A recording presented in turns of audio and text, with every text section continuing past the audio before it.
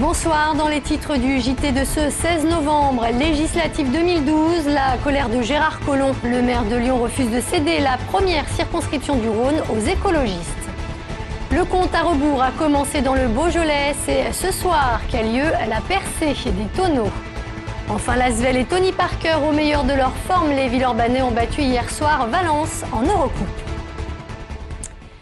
Avant même d'être scellée, l'entente PS écologiste pour les prochaines législatives serait-elle déjà menacée? À Lyon, le divorce semble en tout cas déjà consommé. Au cœur de la discorde, la première circonscription du Rhône, promise de longue date par Gérard Collomb à son ami Thierry Braillard. Problème, un accord national entre les deux partis politiques prévoit de céder cette circonscription aux Verts. Le maire de Lyon ne compte pas en rester là. Les précisions de Jasmine Sorgue. Tempête au sein de la majorité plurielle à Lyon, au cœur de la polémique, la première circonscription convoitée par un proche de Gérard Collomb, son adjoint au sport Thierry Braillard. Mais d'après les accords nationaux passés entre le PS et les Verts, c'est le candidat écologiste Philippe Mérieux qui devrait s'y présenter. Je soutiens Thierry Braillard. Pourquoi? Pour quelle raison?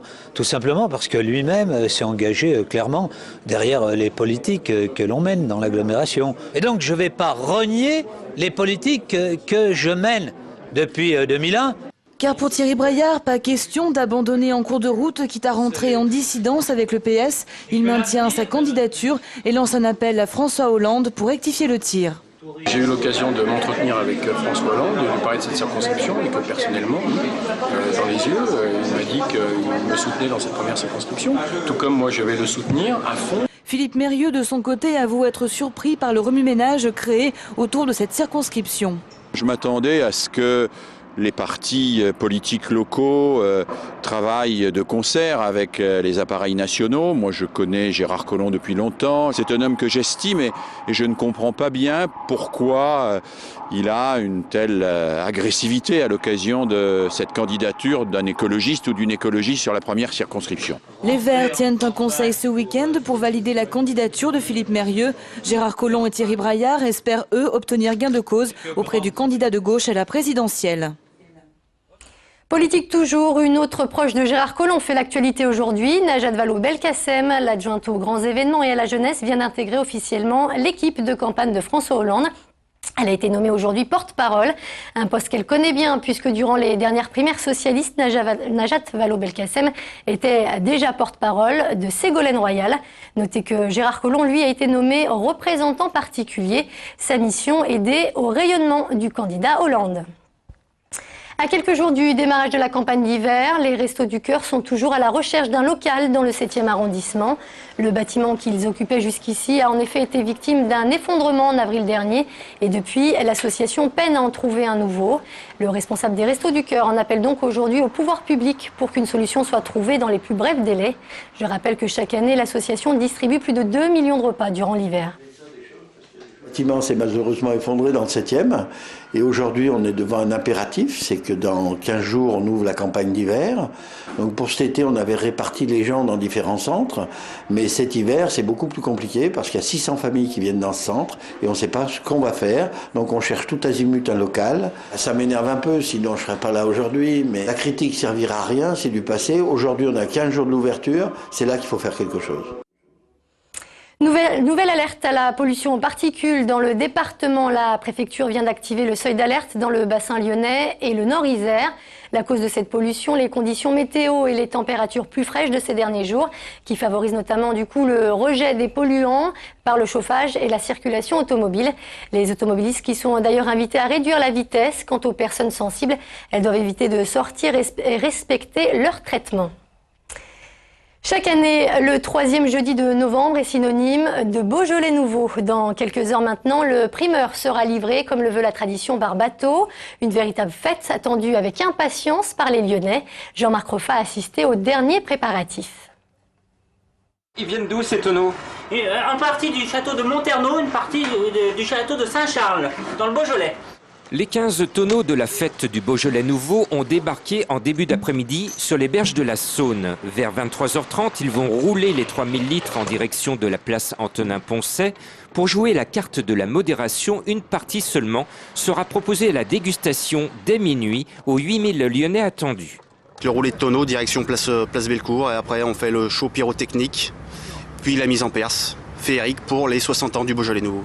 Pour fêter ses 60 ans, le Beaujolais Nouveau s'habille d'un parfum de mûre sauvage selon les privilégiés qui l'ont déjà goûté. Pour moi, c'est un millésime, on sent très bien les fruits rouges. La mûre, très mûre, s'exprime à merveille. Côté vigne et côté cave dans le Beaujolais, on épluche les premiers chiffres de vente avec attention. S'ils sont stables en France après des années difficiles, les ventes à l'exportation sont en progression et cela redonne le sourire aux viticulteurs. Alors en attendant les chiffres de la vente directe qui arriveront que fin novembre, effectivement on voit l'export et notamment le grand export et le Japon encore qui augmente en volume alors que le marché français est plutôt stable, voire une légère régression. C'est aux Lyonnais maintenant de se faire leur propre opinion dès minuit sur la qualité du Beaujolais Nouveau 2011. Des pompiers du Rhône dans la tourmente. Michel Mercier, président du Conseil général, vient de suspendre 3 d'entre eux. Ils sont soupçonnés de complicité et d'abus de faiblesse dans une affaire de mœurs. Au cœur de l'affaire, une femme de 34 ans, handicapée mentale, avec laquelle ils auraient eu des relations sexuelles, certaines s'étant déroulées au sein même de 2 casernes de l'agglomération. Cette information est révélée par nos confrères des Potins d'Angèle dans leur édition à paraître demain. En basket, c'est une victoire qu'on n'attendait plus. L'Asvel a brillé hier soir face à Valence en Eurocoupe, 87-78. Un beau résultat dû en partie grâce à un très bon Tony Parker, auteur de 34 points. Florent Bonnard. Du beau spectacle et du beau jeu, l'Astrobal devrait continuer à en voir jusqu'à Noël grâce au prolongement de la pige des joueurs NBA. Et si Ronny Turiaf s'est dit inquiet de l'issue du conflit aux États-Unis, le Martiniquais est tout de même ravi de rester encore quelques temps en France. On doit s'adapter à toute situation, donc ça m'attriste, oui et non, parce que ça me permet d'être ici en France, de regarder, de lire l'équipe le matin, de manger mes petits pains au chocolat, de voir ma mère le week-end, d'aller voir ma nièce, donc il y a des bons et des mauvais côtés dans toutes les choses. Face à Valence hier soir, Tony Parker, auteur de 34 points, a été tout simplement exceptionnel, grâce notamment à 2 paniers à 3 points coup sur coup en fin de rencontre. Mais c'est surtout le collectif villeurbanais qui est en net progrès. Les joueurs de Pierre Vincent se sont surtout rassurés pour la suite du championnat. La stabilité passe par la qualité défensive, on l'a de mieux en mieux, les coordinations défensives sont meilleures, le rebond est meilleur.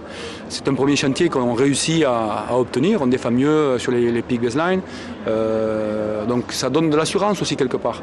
Et à partir du moment où vous ne laissez pas de panier trop facile, que vous tenez les choses, vous avez un peu plus de confiance en attaque. Maintenant à nous d'épurer notre jeu. Dès vendredi, l'Asvel reçoit un nouveau calibre à l'Astrobal, Chalon. Il faudra donc prouver à nouveau que ce match de Coupe d'Europe n'était pas qu'un simple sursaut, mais bien une nouvelle dynamique. En foot, fini la trêve internationale et retour au championnat pour les joueurs de l'OL. Des Lyonnais qui affronteront vendredi à Gerland, Rennes, actuel 5e du championnat, à seulement un petit point des hommes de Rémi Garde. À noter le retour de plus en plus probable de Lisandro dans l'équipe, l'Argentin qui n'a plus disputé de match depuis plus de 3 mois. L'équipe et moi-même l'attendons avec impatience, mais un joueur ne se reconstruit pas aussi rapidement qu'on le souhaiterait. Donc il faut qu'il retrouve des sensations, qu'il reprenne des automatismes de jeu et de match, et ça, je ne sais pas combien de temps ça prendra. On a essayé de faire le mieux possible sans lui. Je pense qu'on l'a plutôt pas mal fait, et j'espère qu'il va nous aider par la suite. OL Rennes, coup d'envoi à 20h vendredi à Gerland. C'est la fin de ce JT. Merci de nous avoir suivis. Passez une très bonne soirée sur TLM.